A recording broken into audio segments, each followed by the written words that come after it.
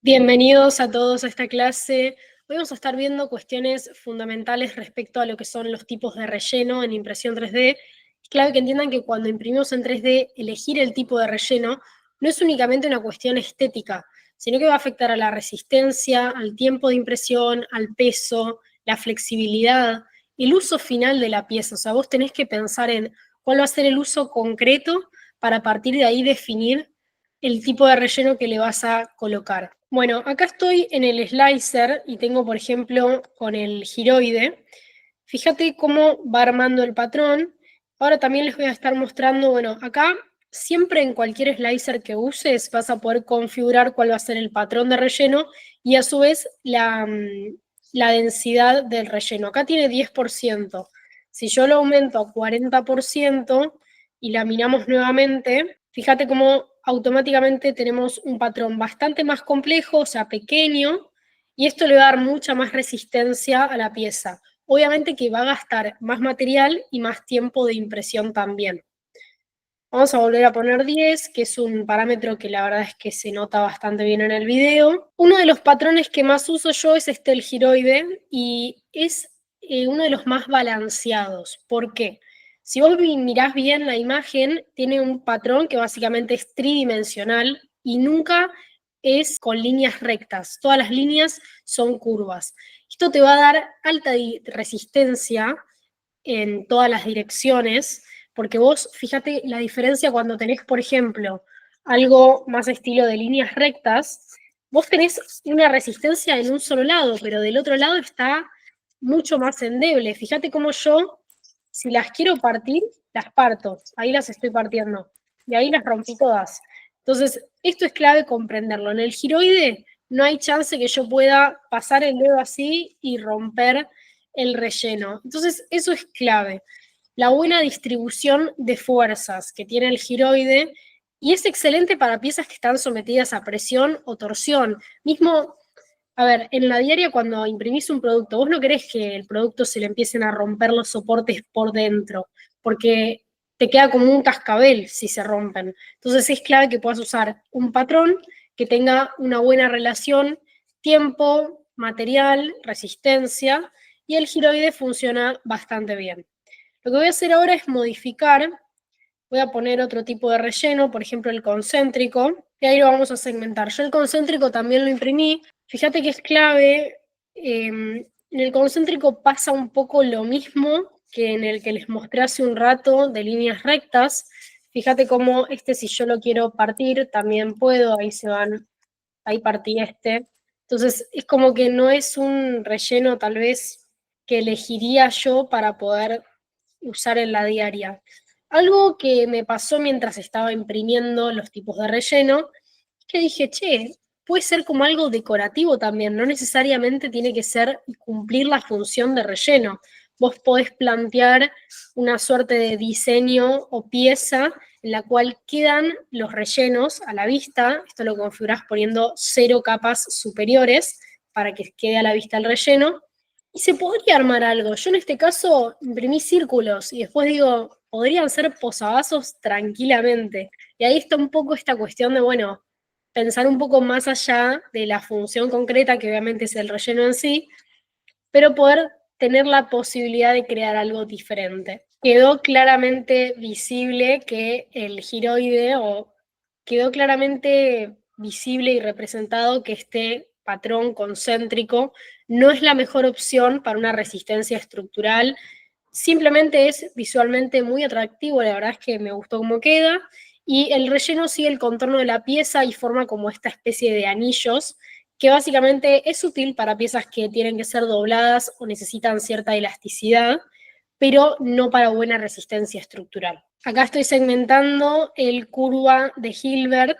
Básicamente en este diseño tenemos como una especie de patrón matemático continuo, es como una forma de laberinto, y no se utiliza más bien por su resistencia, porque de vuelta pasa lo mismo que en los otros dos que les mostré, sino que más bien por su estética. Esta forma que tenemos acá lo que hace es hacerlo bastante lento para imprimir y poco eficiente en su estructura. Realmente comparando el de Hilbert con el giroide, le sigue ganando el giroide. Bueno, pasamos al panal de abeja. Acá ya vamos como de alguna manera aumentando el equilibrio entre rigidez, ligereza y a su vez esta suerte de una estructura más resistente. Entonces, acá en el del panal de abejas tenemos menor uso de material y es ideal para piezas livianas y resistentes y tiene una buena resistencia frente a peso y compresión. O sea, panal de abejas está mejor rankeado que los anteriores que les mostré, como por ejemplo el concéntrico o de líneas rectas.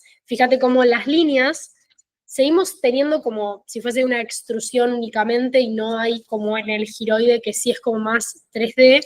Acá tenemos extrusiones rectas, pero tenemos dirección en todos los lados. Entonces no hay una línea recta, sino es que se van entrecruzando. Y ahora sí pasamos a lo que sería el panal 3D.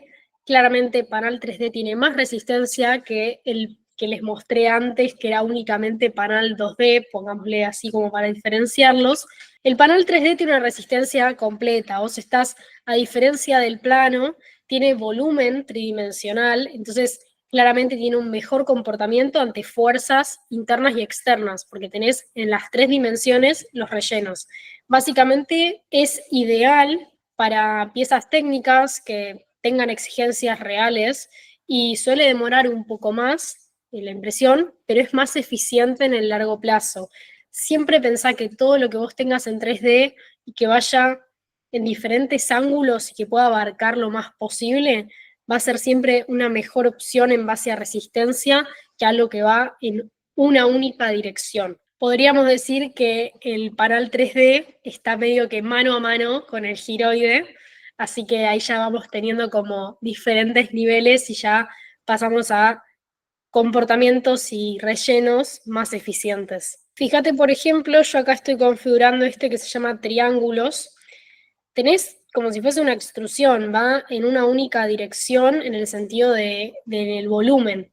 En cambio, si pones el que es cúbico adaptativo, este está clave porque la diferencia es muy visual, lo vas a tener en 3 dimensiones. Fíjate cómo tenemos cierto ángulo, ya la extrusión no es recta, esto es como una mejora, y ahí cuando lo terminamos fíjate como el progreso, ¿no? Todo va en ángulo, y cuando va como para el final, se entrecruzan, ahí. Fíjate cómo se empiezan a entrecruzar las líneas.